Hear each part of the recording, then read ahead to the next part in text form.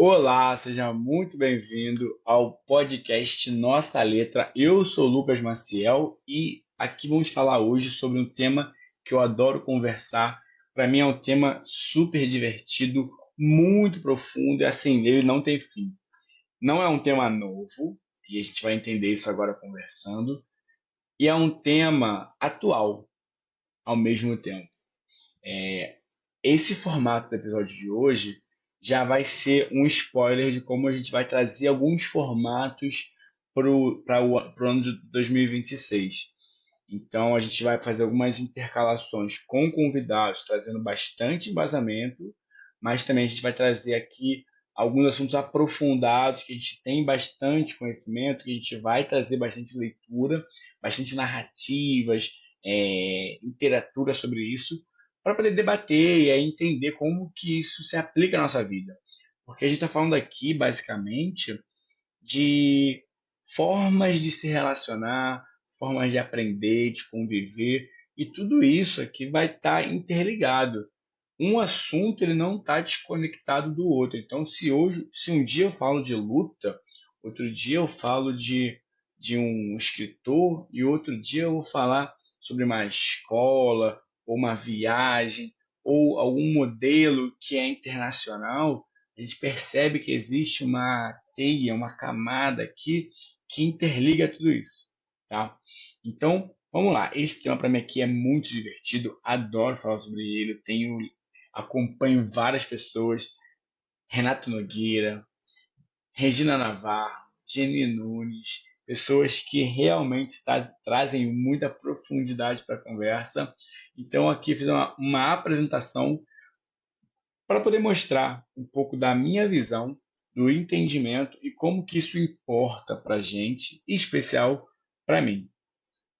Então, eu vou falar aqui sobre o valor do amor, que é um tema que me encanta demais. Não quero falar de forma cafona, não quero falar de forma superficial. Vou trazer um breve aprofundamento sobre o tema, para a gente poder aqui conversar, debater. Então, quando eu trago essa provocação dos relacionamentos atuais a partir do valor do amor, eu quero trazer esse olhar sobre como que a gente tem entendido quais são nossas liberdades ou não liberdades, onde que está sendo preso. Existem livros e livros, então não dá para a gente aprofundar aqui só num episódio. Esse tema aqui vai voltar de forma diferente, com certeza. Já estamos articulando para trazer pessoas que vão trazer esse tema de maneira também por outras perspectivas. Então, vamos lá, vamos começar aqui. Para vocês verem o material que eu preparei, eu vou começar com uma pergunta aqui, que é a seguinte: o que o casamento e a sua geladeira Electrolux têm em comum? Calma, calma, que não é piada de tiozão, não. Eu também não tô tão velho assim, mas também não sou tão novo. Eu já cheguei ali na casa dos 30 e pouquinho, tá? Mas vamos lá. É o seguinte, atualmente, o amor, o casamento, os objetos, eles duram menos do que eles poderiam durar. Porque a lógica da obsolescência programada, ela não está mais só nos eletrodomésticos, nesses objetos do dia a dia, ela também chegou no amor. Então, um amor sólido, duradouro, ele é péssimo para os negócios no capitalismo. Agora, um amor que é mais volátil, que é rápido, ele vai ser um amor ali que vai estar de acordo com os tempos atuais, de acordo com esse modelo capitalista. E aqui sem bater muito, tá? Então, assim, sendo muito direto ao ponto. Porque, assim, se não quebra, não gera lucro. Se não desgasta, não tem consumo. E tem alguns números para poder reforçar essa opinião, tá? Desde 2020, o Brasil não bate mais a marca de 1 milhão de casamentos por ano. A gente vai agora para 2026 e, cara, a gente não está chegando mais lá. Até 2020, até 2019, era 1 milhão e 300, 1 milhão e 400, 1 milhão e 200. Existia uma crescente, a curva aumentava. E aí chegou a pandemia, escancarou como que as relações estavam falidas e como que, na verdade, facilitou a gente abrir mão. Óbvio, a gente tem aqui é, outras questões. Mas olha o número de divórcios, como é que aumentou. Foram mais de 16% nesses últimos anos. Então a gente não bate mais casamentos de a marca de 1 milhão e, ao mesmo tempo que a gente não chega lá naquela marca que era mediana, a gente também tem uma separação constante em ascensão. E esses números, eles trazem alguma coisa para a gente. Eles trazem dados, informações. Quando a gente olha pelo filtro capitalista, cada separação ela vai ter advogado, terapeuta, aplicativo de encontro, mudança de casa, viagem, presente, novos dates, ou seja, um amor descartável ele dá lucro. O amor longo, calmo, bem resolvido, bem conversado, ele dá prejuízo. Então, quando a gente olha para o sistema, né, o que o sistema prefere? Ele prefere que a gente nunca se sinta completo. Ele prefere que a gente esteja sempre deslizando para o lado, sabe? Sempre naquela ilusão de que tem algo melhor ali na esquina, naquela curva. Se eu passar esse card aqui, será que na próxima fotinha vai ter alguém mais especial? Então esse swipe, que chama, né, esse termo em inglês swipe, ele tá bem pertinho da cara. E se a próxima pessoa, se o próximo match for melhor, hein? Ele te dá essa provocação. Então, no fim, o capitalismo ele não está vendendo amor. Ele está vendendo uma sensação de quase está encontrando. E aí, os aplicativos, eles vão estar reforçando, né, essa lógica, né, desse ciclo o tempo todo. Match, encontro, conflito, desgaste, separação, busca, um novo match. Esses aplicativos, eles vão estar falando, cara, você vai conseguir, chega mais. Hoje eu vou te liberar aqui um super like, vou te liberar aqui um foguinho extra, um raio de alcance maior. Então, que tal você ficar em ascensão aqui durante esse período curto? Mas na verdade, isso tudo vai virar um looping, porque ele vai só estar alimentando a máquina do consumo afetivo. A gente acha que está buscando amor, mas na prática a gente está só girando essa engrenagem, né? Que é um mercado que depende da insatisfação permanente. Esse swipe que parece liberdade, ele está só fazendo com que a gente escolha quanto é que a gente quer. Dá a sensação de que a gente pode escolher quanto a gente quiser. Existem 10 portas, 20 portas, existem 20 pessoas atrás de cada 20 portas. Então ele não te ensina a ter profundidade. Então é uma liberdade que não tem um manual de instrução. Você não sabe usar essa liberdade. Ele te deixa pronto para poder ir embora, mas não te ensina a ficar.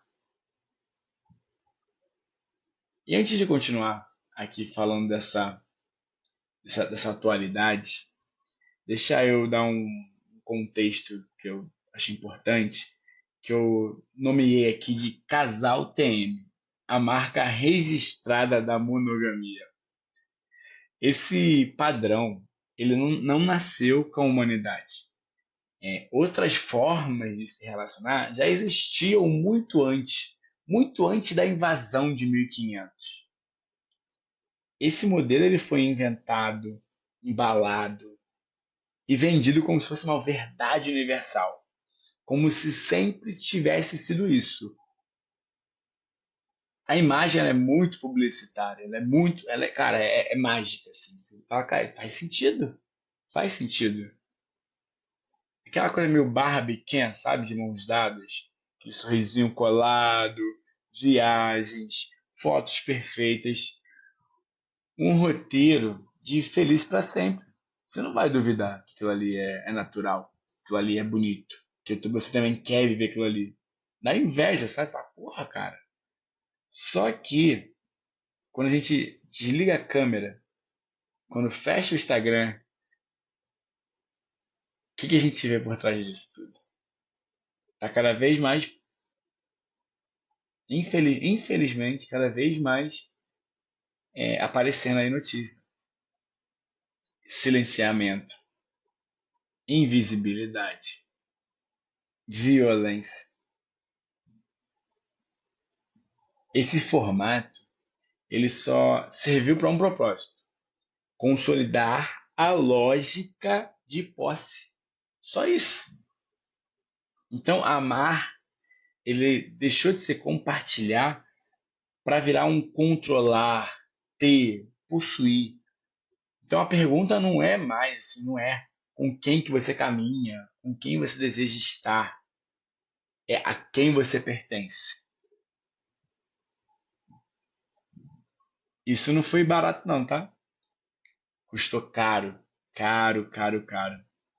Custou, por exemplo, o apagamento de várias formas de amar mais coletivas, mais amplas, mais diversas. Já saiu até em comercial, né? Tem nas tradições africanas um provérbio que foi super popular, que eu adoro, já adorava, e quando saiu num comercial todo mundo adorou também. Tudo bem, todo mundo adorar. Que é preciso uma aldeia para criar uma criança.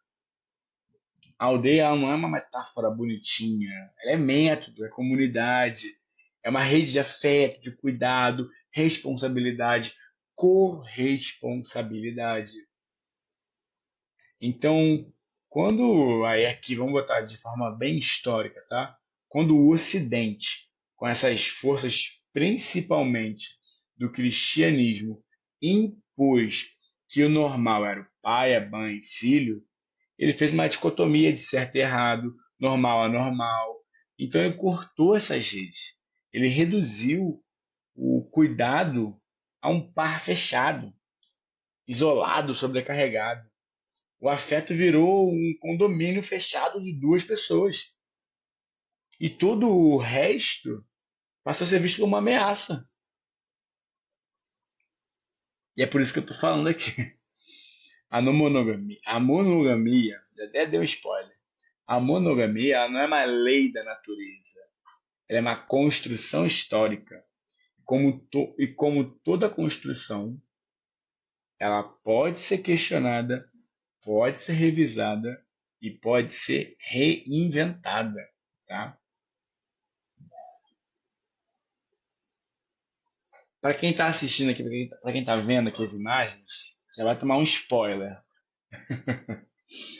É, quando eu falo de reinvenção, a gente precisa lembrar de uma revolução que mudou os relacionamentos. Pode parecer invisível, muita gente nem vai associar isso, vai até estranhar. Fala, cara, o que ele está falando aí? Ele tá falando, vai falar alguma merda, não estou falando merda, tá? Eu vou te dar o contexto. A pílula anticoncepcional, ela revolucionou os relacionamentos. Antes dela, a vida sexual feminina, ela estava sempre subordinada à gravidez. Depois dela, veio autonomia, liberdade, o poder de decisão.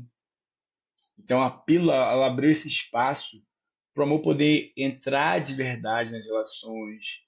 Porque pela primeira vez, a partir da pílula, na história recente, a mulher ela pôde escolher. Antes, esse vínculo ele era de função. Ela era para ter filho e ele era para poder prover. Era isso. Não tinha outra. Dois homens, a mulher vai engravidar, vai cuidar das crianças, acabou. Não tem outra. Não tinha.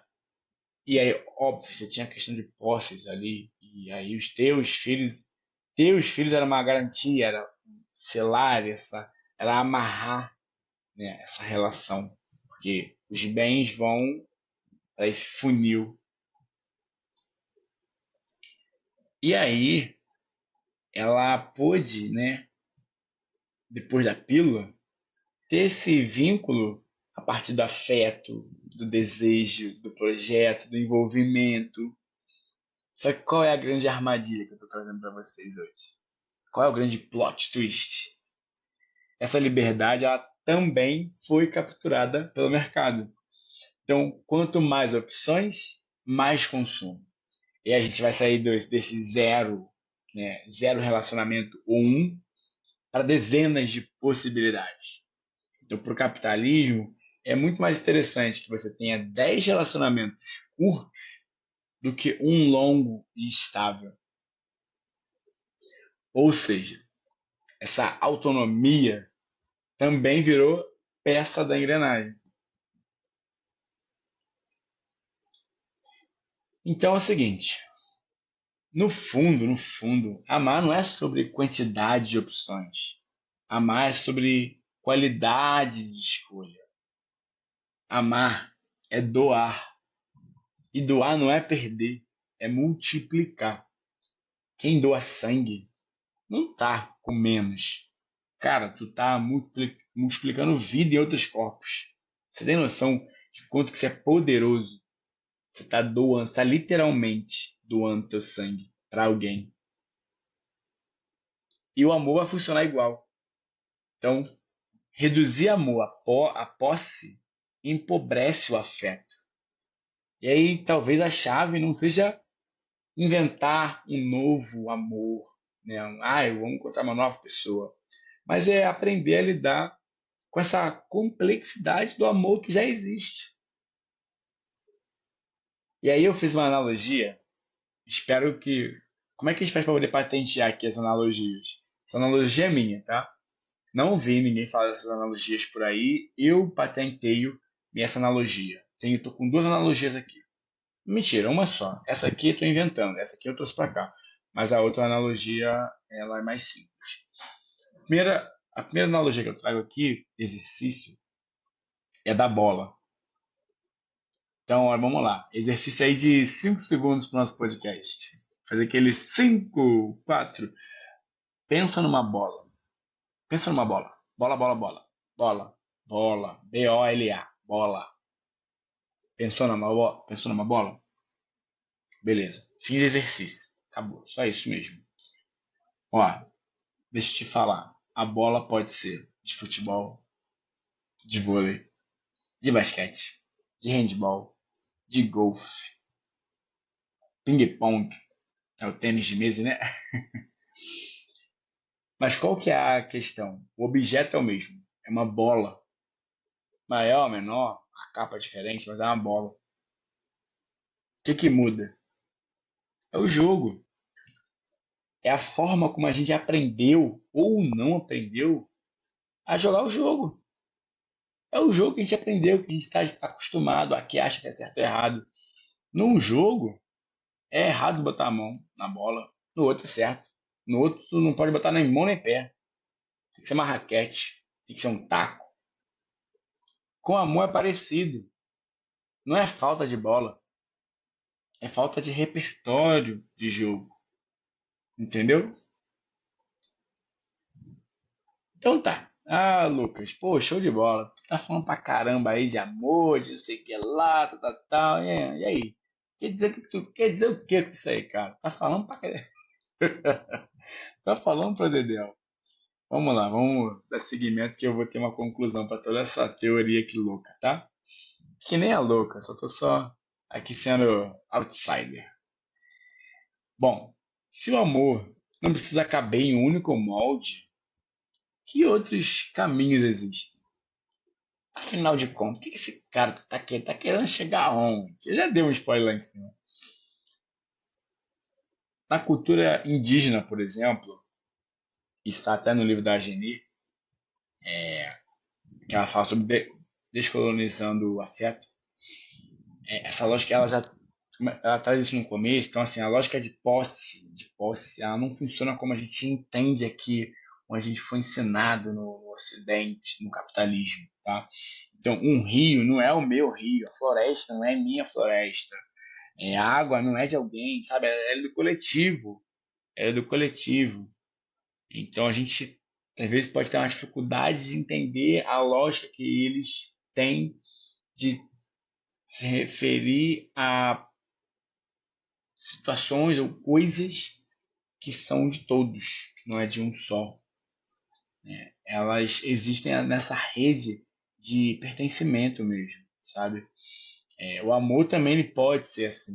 Ele não é uma posse, é um cuidado. Então várias pessoas podem cuidar. Várias pessoas podem ser responsáveis de jeitos diferentes.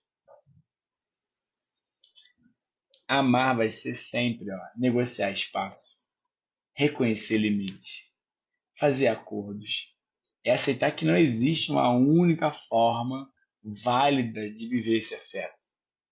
E isso pode aparecer em casais que moram juntos, que são separados, em relações abertas, esses vínculos múltiplos, em arranjos que não cabem no manual na novela das nove, sabe? Isso aqui dificilmente a gente vai ver isso aqui lá de uma maneira muito clara.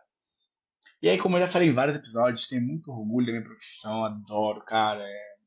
De verdade, é uma profissão que eu gosto muito, porque a gente aprende, a gente lê muito e vai toda hora com assunto novo.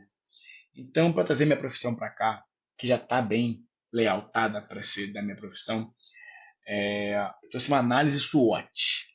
Para quem não é da área, a análise SWOT, a gente vai olhar quais são as forças e fraquezas, quais são as oportunidades e ameaças que existem para um negócio. Quero criar uma padaria. Quais são as oportunidades para essa padaria? Quais são os pontos fracos, os pontos fortes? O que é uma ameaça para uma padaria? Quero abrir uma autoescola. Qual que é a ameaça? Porra, o governo aí tá mudando tudo, mudou. Quero comprar uma bicicleta elétrica, um ciclomotor. Então a gente vai fazer uma análise SWOT, olhando esses quadrantes. Forças, fraquezas, ameaças, oportunidades. E aí, o que eu vou trazer para vocês? Claro, a minha amada não monogamia, tá? Vamos lá. Essa análise SWOT aqui já dei. Até botei os termos em inglês bonitinho para poder apresentar antes.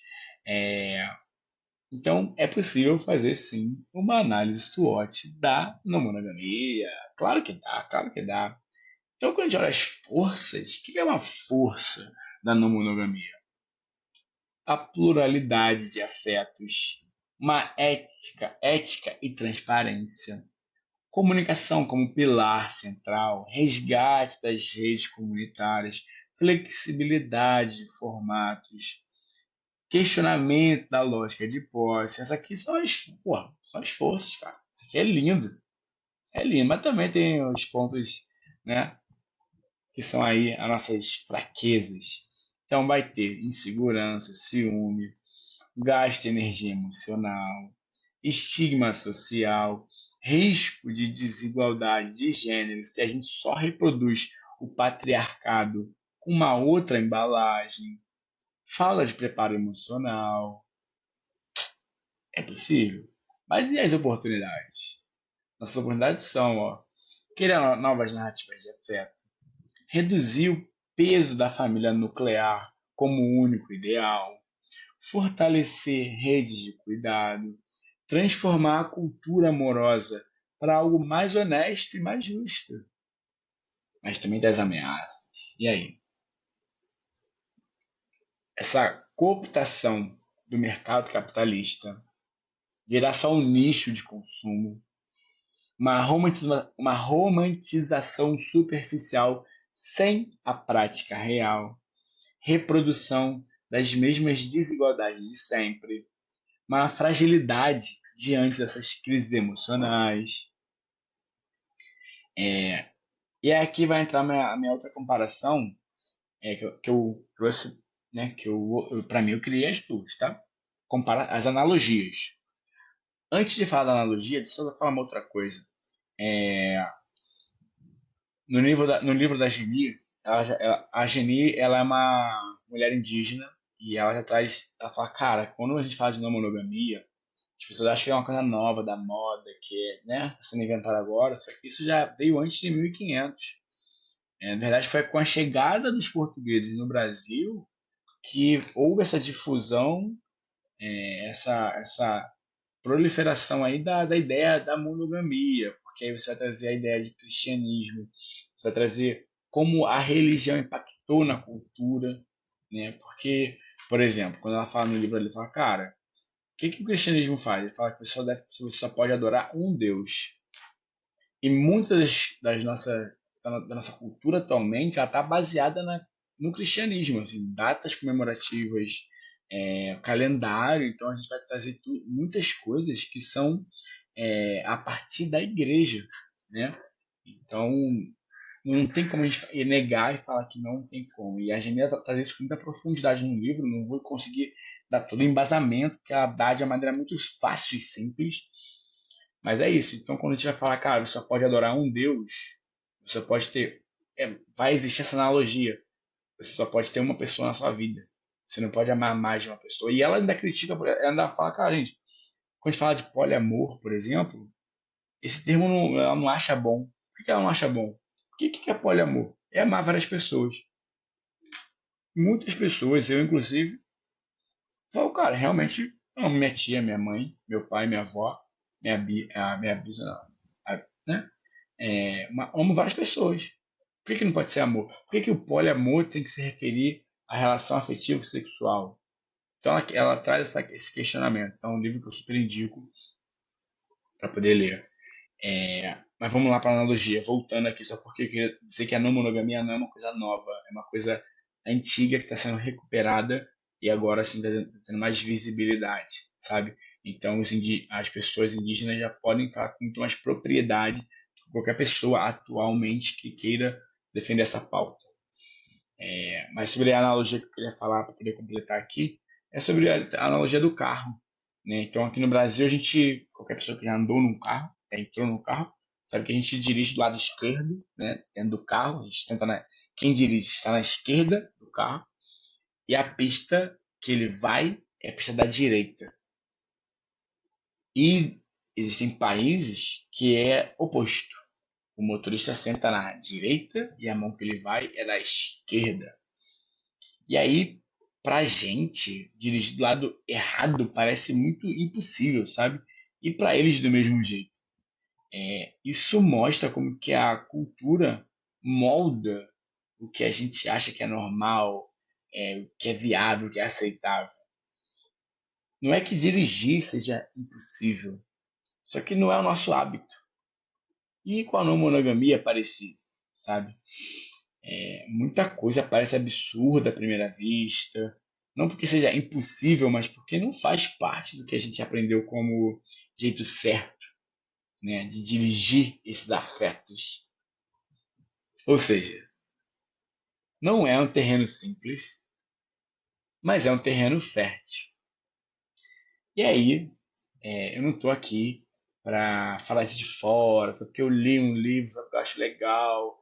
Existem muitas superficialidades dentro desse tópico, desse assunto, muitos estereótipos, e aí precisa-se sim de umas conversas aprofundadas para quem tem interesse em saber. Para quem não tem interesse em saber, dificilmente vai conseguir sair do lugar comum, né? Que é aquelas fake news, por exemplo, e também tem gente que faz de uma maneira que também só quer levar vantagem, né? Enfim, o resumo eu vivo isso. Para mim, a não monogamia ela não é uma moda, não é uma tese acadêmica. Ela é ela é negociar os acordos, é errar, é acertar, é aprender, é recomeçar, é tentar construir essas relações mais honestas, sabe, mais generosas, sendo de verdade, assim, bem transparente, cara. Você quer, você está tentando acertar. Então a gente vai aceitar as imperfeições, vai abrir mão, vai abrir mão não, a gente vai abrir espaço para o cuidado coletivo. A gente vai construir uma família de outro jeito, tá? Então aqui, por exemplo, me expondo aqui, eu trago aqui que é a minha família hoje, tá? Então eu tenho aqui a minha noiva, tá? A Carol, tem a Juliana, tem a Lorena. E quem são essas pessoas? Bom, para quem está vendo aqui, vai ficar mais fácil. Para quem não está, é o seguinte: aqui na imagem tem sou eu ali, e tem meu filho Akin, que quem é a mãe dele é a Juliana. A Juliana a gente separou já tem um tempo. Ela agora é casada com a Lorena. E eu sou casado com a Carol. Carol está grávida, teremos um bebê, então serei pai novamente. Então aqui agora é irmão mais velho. E a gente convidou a Juliana e a Lorena para serem madrinhas do bebê. Então é isso que. E já éramos amigos. A gente sempre foi amigos, sempre tivemos, né, uma relação perfeita.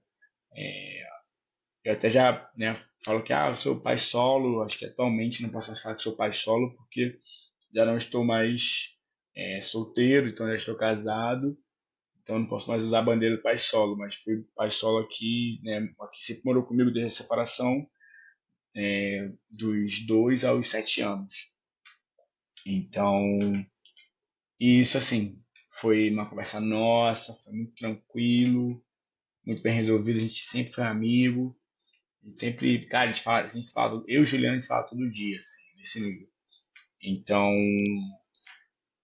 é isso, dá para ter é, umas relações saudáveis, inclusive isso está no livro da Geni, que são pais que, cara, quando separa, ele vira ex-marido e parece que ele vira ex-pai também, parece que ele tem um ex-filho, e ele só cuida do filho se ele tá casado, se ele tá namorando.